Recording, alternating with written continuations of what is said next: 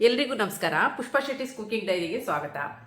ಈಗ ಮೆಂತ್ಯ ಸೊಪ್ಪಿನ ಸೀಸನ್ನು ಹಾಗೂ ಹಸಿರು ಬಟಾಣಿಯ ಸೀಸನ್ನು ಆದ್ದರಿಂದ ಫ್ರೆಶ್ ಮೆಂತ್ಯ ಸೊಪ್ಪು ಸಿಕ್ಕಿದೆ, ಹಸಿರು ಬಟಾಣಿಯು ಫ್ರೆಶ್ ಆಗಿ ಸಿಕ್ಕಿದೆ. ಇದರಿಂದ ಒಂದು ಮೇಥಿ ಮಲಾಯಿ ಮಟರನ್ನು ಮಾಡೋಣ ಅಂತಿದ್ದೀನಿ. ಅದಕ್ಕೆ ನಾನಿಲ್ಲಿ ಒಂದು ಬಂಚು ಮೆಂತ್ಯ ಸೊಪ್ಪನ್ನು ಕ್ಲೀನಾಗಿ ಎಲೆನೆಲ್ಲ ತೆಗೆದು ಬಿಡಿಸ್ಕೊಂಡು ತೊಗೊಂಡು ಬಂದಿದ್ದೀನಿ. ಹಾಗೆ 1 ಕಪ್ಪು ಹಸಿರು ಬಟಾಣಿಯನ್ನು ತೊಗೊಂಡಿದ್ದೀನಿ. ಈಗ ಮೆಂತ್ಯ ಸೊಪ್ಪನ್ನು ಸ್ವಲ್ಪ ನೀರಲ್ಲಿ ಉಪ್ಪು ಹಾಕಿ ಒಂದು 10 ನಿಮಿಷ ನೆನೆಯಕ್ಕೆ ಬಿಡೋಣ. ಆಮೇಲೆ ಅದನ್ನ ಕ್ಲೀನಾಗಿ ವಾಶ್ ಮಾಡೋಣ. ಈಗ ಸ್ವಲ್ಪ ಬೌಲಲ್ಲಿ ನೀರನ್ನು ತೊಗೊಂಡಿದ್ದೀನಿ, ಅದಕ್ಕೆ ಸ್ವಲ್ಪ ಉಪ್ಪನ್ನು ಹಾಕ್ತಾಯಿದ್ದೀನಿ. ಉಪ್ಪನ್ನು ಹಾಕಿದ ನಂತರ ಈ ಮೆಂತ್ಯ ಸೊಪ್ಪನ್ನು ಒಂದು ಉಪ್ಪು ನೀರಲ್ಲಿ ಒಂದು 10 ನಿಮಿಷ ನೆನೆಸಿಡೋಣ. ನಂತರ ಇದನ್ನು ಒಂದು 2-3 ಬಾರಿ ವಾಶ್ ಮಾಡಿ ನೀರನ್ನೆಲ್ಲ ಬಸಿ ತೊಗೊಂಡು ಬರೋಣ. ಮೇಥಿ ಮಲಾಯಿ ಮಟರನ್ನು ಮಾಡಲಿಕ್ಕೆ ಒಂದು ಪೇಸ್ಟನ್ನು ಮಾಡ್ಕೋಬೇಕು. ಅದಕ್ಕೆ ನಾನಿಲ್ಲಿ ಒಂದು ಸಣ್ಣ ತುಂಡು ಚಕ್ಕೆ, ಒಂದು 3ರಿಂದ 4 ಲವಂಗ, 2 ಏಲಕ್ಕಿ, 1 ಟೀ ಸ್ಪೂನ್ ಆಗುವಷ್ಟು ಜೀರಿಗೆ ಹಾಗೂ ಒಂದು 1/4 ಟೀ ಸ್ಪೂನು ಕಾಳು ಮೆಣಸನ್ನು ತೊಗೊಂಡಿದ್ದೀನಿ. ಹಾಗೂ 4 ಈರುಳ್ಳಿಯನ್ನು ಹೆಚ್ಚಿಟ್ಕೊಂಡಿದ್ದೀನಿ. ಪಿಂಚ್ ಅರಿಶಿನ, ಒಂದು 4-5 ಟೇಬಲ್ ಸ್ಪೂನ್ ಆಗುವಷ್ಟು ಗೋಡಂಬಿನ ತೊಗೊಂಡಿದ್ದೀನಿ. 3 ಗ್ರೀನ್ ಚಿಲ್ಲಿನ ತೊಗೊಂಡಿದ್ದೀನಿ. ಖಾರಕ್ಕನುಸಾರವಾಗಿ ನೀವು ಹೆಚ್ಚು ಕಡಿಮೆ ಮಾಡ್ಕೋಬೋದು. ಹಾಗೂ ಪಿಂಚ್ ಸಾಲ್ಟನ್ನು ತೊಗೊಂಡಿದ್ದೀನಿ. ಈಗ ಇದನ್ನೆಲ್ಲ ಎಣ್ಣೆಯಲ್ಲಿ ಹುರ್ಕೊಂಡು ಚೆನ್ನಾಗಿ ಪೇಸ್ಟ್ ಮಾಡ್ಕೊಂಡು ಬರೋಣ. ಈಗ ನಾನಿಲ್ಲಿ ಮಸಾಲೆಯನ್ನು ಫ್ರೈ ಮಾಡ್ಕೊಳ್ಳಿಕ್ಕೆ ಆಲ್ರೆಡಿ ತವವನ್ನು ಬಿಸಿಗೆ ಇಟ್ಕೊಂಡಿದ್ದೀನಿ. ಅದಕ್ಕೆ ಒಂದು 2 ಟೇಬಲ್ ಸ್ಪೂನ್ ಆಗುವಷ್ಟು ಕುಕ್ಕಿಂಗ್ ಆಯಿಲ್ನ ಹಾಕ್ತಾ ಇದ್ದೀನಿ. ಕುಕ್ಕಿಂಗ್ ಆಯಿಲ್ ಬಿಸಿ ಆಗ್ತಾ ಬರೋಕ್ಕೂ ತಗೊಂಡಂಥ ಚಕ್ಕೆ, ಲವಂಗ, ಏಲಕ್ಕಿನ ಹಾಕ್ತಾ ಇದ್ದೀನಿ. ಇದು ಸ್ವಲ್ಪ ಅರೋಮ ಬಿಡುವಾಗ 1 ಟೀ ಸ್ಪೂನ್ ಜೀರಿಗೆ ಮತ್ತು 1/4 ಟೀ ಸ್ಪೂನ್ ಕಾಳು ಮೆಣಸನ್ನು ಹಾಕಿ ಹುರ್ಕೊಳ್ತಾ ಇದ್ದೀನಿ. ಈಗ ಇದು ಜೀರಿಗೆ ಹುರಿದಾಗಿದೆ. ಈಗ 4 ಈರುಳ್ಳಿನೇನು ಕಟ್ ಮಾಡಿ ಇಟ್ಕೊಂಡಿದ್ದೀನಿ. ಈಗ ಈ ಈರುಳ್ಳಿನ ನಾನು ಇದಕ್ಕೆ ಹಾಕಿ ಹುರಿತಾ ಇದ್ದೀನಿ. ಸ್ವಲ್ಪ ಸಾಫ್ಟ್ ಆಗೋ ತನಕ ಹುರ್ಕೊಳ್ಳೋಣ. ಈಗ ಈರುಳ್ಳಿ ಸ್ವಲ್ಪ ಸಾಫ್ಟ್ ಆಗ್ತಾ ಬಂದಿದೆ. ಈಗ ತಗೊಂಡಂಥ ಕ್ಯಾಶೂನ ಇದಕ್ಕೆ ಹಾಕಿ ಹುರಿತಾ ಇದ್ದೀನಿ. ಈ ರೀತಿಯಲ್ಲಿ ಮಲಾಯಿ ಮೇಥಿ ಮಟರ್ ಮಾಡುವಾಗ ಇದು ಒಂಥರ ಡಾಬಾ ಸ್ಟೈಲಲ್ಲಿ ಬರುತ್ತೆ. ಇದನ್ನು ಒಮ್ಮೆ ಟ್ರೈ ಮಾಡಿ, ಚೆನ್ನಾಗಿರುತ್ತೆ. ಇದಕ್ಕೆ ಈಗ ಒಂದು 3 ಹಸಿರು ಮೆಣಸಿನಕಾಯಿನ ಹಾಕಿ ಹುರಿತಾ ಇದ್ದೀನಿ.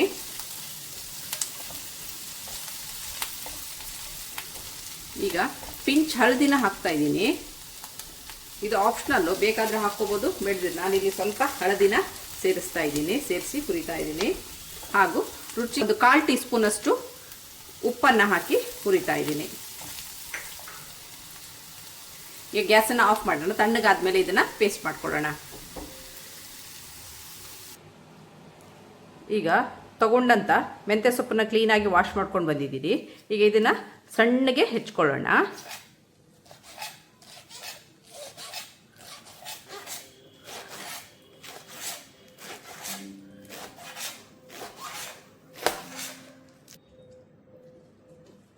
ತಗೊಂಡಂಥ ಮೆಂತ್ಯ ಸೊಪ್ಪನ್ನ ಈ ಥರ ಸಣ್ಣಗೆ ಹೆಚ್ಚಿಟ್ಕೊಂಡಿದ್ದೀನಿ. ಈಗ ಇದನ್ನು ಒಂದು ಬೌಲಿಗೆ ಹಾಕಿಟ್ಕೊಳ್ಳೋಣ. ಈಗ ಹುರಿದಿಟ್ಟಂಥ ಮಸಾಲೆ ತಣ್ಣಗಾದ ನಂತರ ಇದನ್ನು ಚೆನ್ನಾಗಿ ಪೇಸ್ಟ್ ಮಾಡ್ಕೊಂಡು ಬಂದಿದ್ದೀನಿ. ಹಾಗೆ ಮಿಕ್ಸರ್ ತೊಳೆದ ನೀರನ್ನು ಸ್ವಲ್ಪ ಎತ್ತಿಟ್ಕೊಂಡಿದ್ದೀನಿ. ಈಗ ಇದ್ರದ್ದು ನೆಕ್ಸ್ಟ್ ಪ್ರೊಸೀಜರ್ ಏನಂತ ನೋಡೋಣ. ಆಲ್ರೆಡಿ ತವವನ್ನು ಬಿಸಿಗಿಟ್ಕೊಂಡಿದ್ದೀನಿ. ಅದಕ್ಕೆ ಬಟರನ್ನು ಆ್ಯಡ್ ಮಾಡ್ತಾಯಿದ್ದೀನಿ. ಬಟರ್ ಇಲ್ಲ ಅಂದರೆ ತುಪ್ಪ ಸಹ ಹಾಕಿ ಮಾಡ್ಬೋದು. ನಾನಿಲ್ಲಿ ಬಟರ್ನ ಆ್ಯಡ್ ಮಾಡ್ತಾ ಇದ್ದೀನಿ. ಬಟರು ಚೆನ್ನಾಗಿ ಮೆಲ್ಟ್ ಆಗೋಕ್ಕೆ ಸ್ವಲ್ಪ ಕುಕ್ಕಿಂಗ್ ಆಯಿಲನ್ನು ಆ್ಯಡ್ ಮಾಡ್ತಾ ಇದ್ದೀನಿ. ಆವಾಗ ಬಟರು ಚೆನ್ನಾಗಿ ಹೊಂದ್ಕೊಳ್ಳುತ್ತೆ. ಈಗ ಬಟರ್ ಚೆನ್ನಾಗಿ ಕರಗಿದೆ.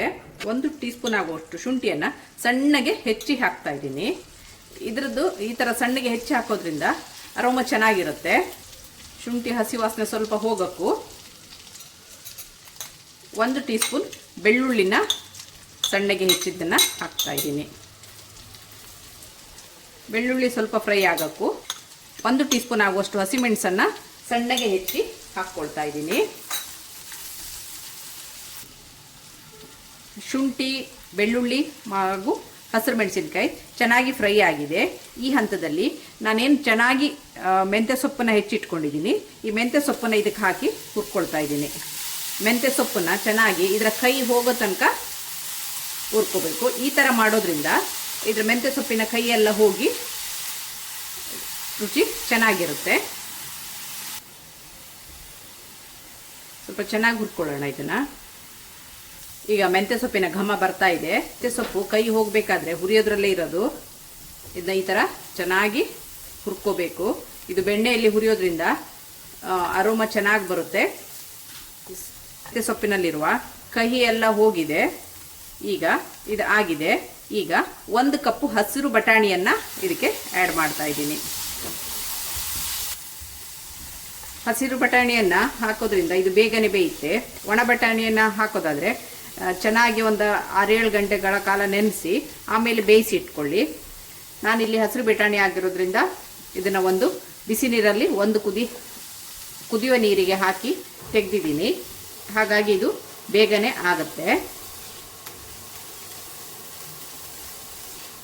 ಈ ಥರ ಸೀಸನಲ್ಲಿ ಸಿಗುವಂಥ ಸೊಪ್ಪು, ತರಕಾರಿ, ಹಣ್ಣೆಲ್ಲ ಚೆನ್ನಾಗಿ ಅದನ್ನ ಉಪಯೋಗಿಸ್ಕೊಂಡ್ರೆ ಆರೋಗ್ಯಕ್ಕೂ ಒಳ್ಳೆಯದು. ಇದೀಗಾಗಿದೆ. ಇದಕ್ಕೆ ಒಂದು ಅರ್ಧ ಟೀ ಸ್ಪೂನು ಚಿಲ್ಲಿ ಪೌಡ್ರನ್ನ ಹಾಕ್ತಾ ಇದ್ದೀನಿ. ಹೆಚ್ಚಿಗೆ ಚಿಲ್ಲಿ ಪೌಡ್ರನ್ನ ಹಾಕಬೇಡಿ, ಯಾಕಂದರೆ ಕಲ್ಲರು ಕೆಂಪಾಗಿ ಬರುತ್ತೆ. ಯಾಕಂದರೆ ಹಸಿರು ಮೆಣಸಿನ್ಕಾಯಿ ನಾವು ಆಲ್ರೆಡಿ ಹಾಕಿದ್ದೀವಿ. ಪೇಸ್ಟನ್ನು ಮಾಡ್ಕೊಳ್ಳುವಾಗ ಸಹ ಹಾಕಿದ್ದೀವಿ ಮತ್ತು ಒಗ್ಗರಣೆಗೂ ಹಾಕಿದ್ದೀವಿ. ಆದ್ದರಿಂದ ರುಚಿಗೆ ಒಂದು ಅರ್ಧ ಟೀ ಸ್ಪೂನು ರೆಡ್ ಚಿಲ್ಲಿ ಪೌಡ್ರನ್ನ ಹಾಕಿದ್ದೀನಿ. ಹಾಗೂ 1 ಟೀ ಸ್ಪೂನ್ ಆಗುವಷ್ಟು ಕೊತ್ತಂಬರಿ ಪುಡಿಯನ್ನು ಹಾಕ್ತಾ ಇದ್ದೀನಿ. ಹಾಗೂ ಅರ್ಧ ಟೀ ಸ್ಪೂನ್ ಆಗುವಷ್ಟು ಗರಂ ಮಸಾಲ ಪುಡಿಯನ್ನು ಹಾಕ್ತಾ ಇದ್ದೀನಿ. ಮಸಾಲೆಗಳೆಲ್ಲ ಚೆನ್ನಾಗಿ ಫ್ರೈ ಆಗಿದೆ. ಈಗ ಮಾಡಿಟ್ಕೊಂಡಂಥ ಪೇಸ್ಟನ್ನು ಪೂರ್ತಿಯಾಗಿ ಹಾಕ್ತಾ ಇದ್ದೀನಿ. ಸ್ವಲ್ಪ ಫ್ರೈ ಮಾಡ್ಕೊಳ್ಳಿ ಪೇಸ್ಟ್ ಹಾಕಿದ ಮೇಲೆ.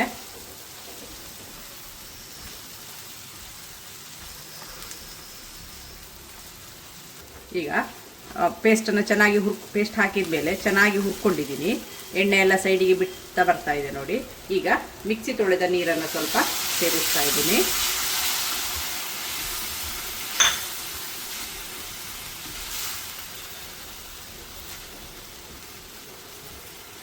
ಮಿಕ್ಸಿ ತೊಳೆದ ನೀರನ್ನು ನಿಮ್ಮ ಕನ್ಸಿಸ್ಟೆನ್ಸಿಗೆ ಅನುಗುಣವಾಗಿ ಹಾಕ್ಕೊಳ್ಳಿ. ಇಲ್ಲಿ ನಾನು ಸುಮಾರು 1 ಕಪ್ನಷ್ಟು ಮಿಕ್ಸಿ ತೊಳೆದ ನೀರನ್ನು ಹಾಕಿದ್ದೀನಿ. ನಿಮಗೆ ಗ್ರೇವಿ ಯಾವ ಹದದಲ್ಲಿ ಬೇಕು ಆ ಹದದಲ್ಲಿ ಹಾಕ್ಕೊಳ್ಳಿ. ತುಂಬ ತೆಳ್ಳಗಾದರೆ ಚೆನ್ನಾಗಾಗಲ್ಲ.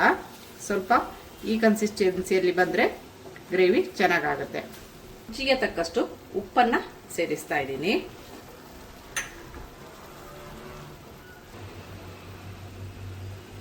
ಒಂದು ಅರ್ಧ ಟೀ ಸ್ಪೂನು ಟೇಸ್ಟಿಗೆ ಸಕ್ಕರೆಯನ್ನು ಹಾಕ್ತಾ ಇದ್ದೀನಿ.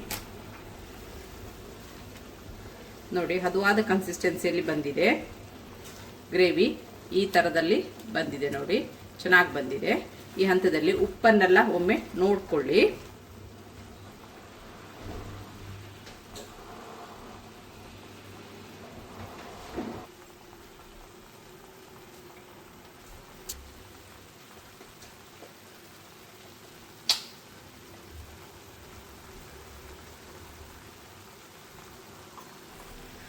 ಈಗ ಇದು ಆಗಿದೆ ನೋಡಿ, ಎಷ್ಟು ಚೆನ್ನಾಗಿ ಬಂದಿದೆ. ಇದಾಗಿರುತ್ತೆ ಇವತ್ತಿನ ನನ್ನ ಡೈರಿಯ ರೆಸಿಪಿ. ನಿಮಗೆ ನನ್ನ ಈ ರೆಸಿಪಿ ಇಷ್ಟವಾದಲ್ಲಿ ಪುಷ್ಪಾ ಶೆಟ್ಟಿಸ್ ಕುಕಿಂಗ್ ಡೈರಿಗೆ ಒಂದು ಲೈಕ್ ಕೊಡಿ, ಶೇರ್ ಮಾಡಿ, ಕಮೆಂಟ್ ಮಾಡಿ. ಸಬ್ಸ್ಕ್ರೈಬ್ ಆಗಿಲ್ಲ ಅಂದರೆ ಸಬ್ಸ್ಕ್ರೈಬ್ ಆಗಿ. Thanks for watching. ಇದು ತಳ ಹಿಡಿದಿದ್ದಾಗೆ ನೋಡ್ಕೊಳ್ಳಿ. ಕ್ಯಾಶು ಪೇಸ್ಟ್ ಹಾಕಿರೋದ್ರಿಂದ ತಳ ಹಿಡಿಯೋ ಚಾನ್ಸಸ್ ಇರುತ್ತೆ. ಕೈ ಆಡಿಸ್ತಾ ಇರಿ. ಇದೀಗ ಆಗಿದೆ.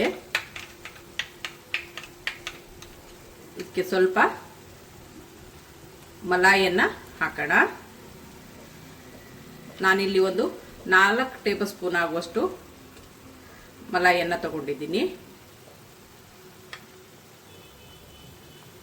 ನಂತರ ಚಿಲ್ಲಿ ಆಯಿಲ್ನಿಂದ ಸ್ವಲ್ಪ ಗಾರ್ನಿಷ್ ಮಾಡೋಣ.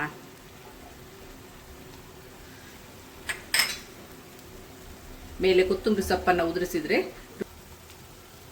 ಶುಚಿಯಾದ ಮಲಾಯಿ ಮೇಥಿ ಮೆಟರ್ ಸವಿಯಲು ಸಿದ್ಧವಾಗಿದೆ. ಇದು ತುಂಬಾ ಚೆನ್ನಾಗಿರುತ್ತೆ. ಚಪಾತಿ, ಪೂರಿ, ಪರೋಟ ಮುಂತಾದ್ರ ಜೊತೆ ಒಳ್ಳೆಯ ಕಾಂಬಿನೇಷನ್ ಅಂತಾನೆ ಹೇಳ್ಬೋದು. ಒಮ್ಮೆ ಇದನ್ನು ಟ್ರೈ ಮಾಡಿ. Thanks for watching.